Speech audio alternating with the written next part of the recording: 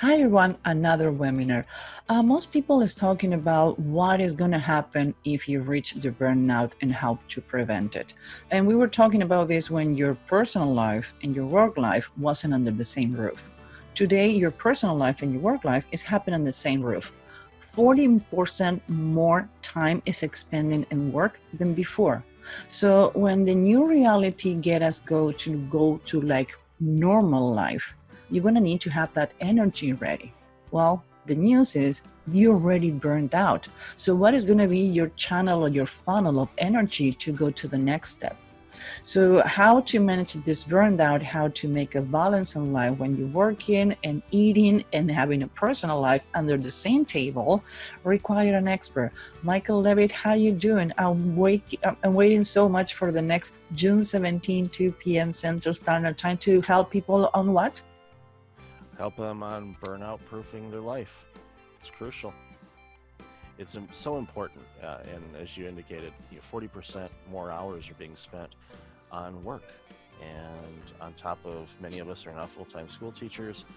We've got the work demands, the constant Zoom calls, and it's just taking a toll on us. And this is a time where we can actually reinvent ourselves and establish boundaries in our life so we don't have to work so much and give so much of our time, and actually harmonize the work and the home life in a way that is beneficial for our employers and for ourselves. So I look forward to this talk, and I really, really appreciate the opportunity to be able to share the proof that you don't have to have a life full of burnout. Tell me 3 takeouts people is going to get after the webinar the next June 17. First takeaway is how to identify burnout. What is it? What are the signs? There are 5 typical signs that people have when they're burned out, and learn how to implement quick steps to put burnout at bay right now. And then, of course, deeper work on how to burnout proof your life from here on out, so you don't have to take that 2-week vacation to recover from the burned out state that you're currently in. I read a study who says that people get sick more often when they're taking vacation than when they're working. Because what happened, you start getting connected with yourself. And when you get connected with yourself, you find out you're so tired that you get sick. So I don't know if you read the study, but I think it's crazy.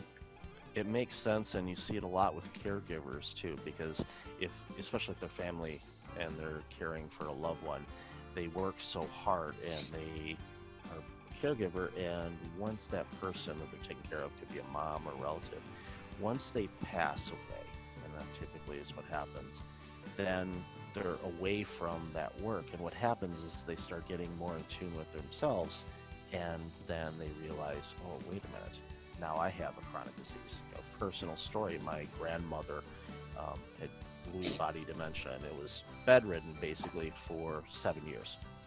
Couldn't speak, so there was a 24/7 rotation of my mom, my 2 uncles, and my aunt that took care of my grandmother 24/7 for 7 years. She never went into a home.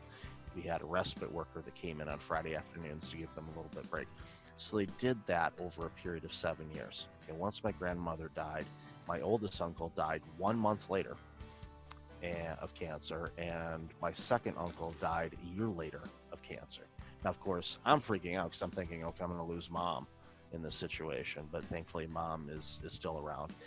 But my aunt did pass away a year ago, but my grandmother passed away almost 20 years ago.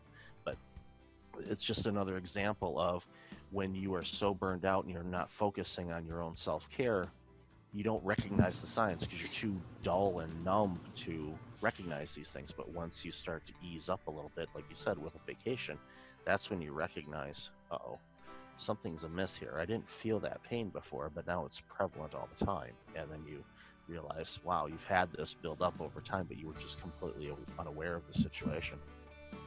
Well, it's going to be June 17 to Central Standard Time.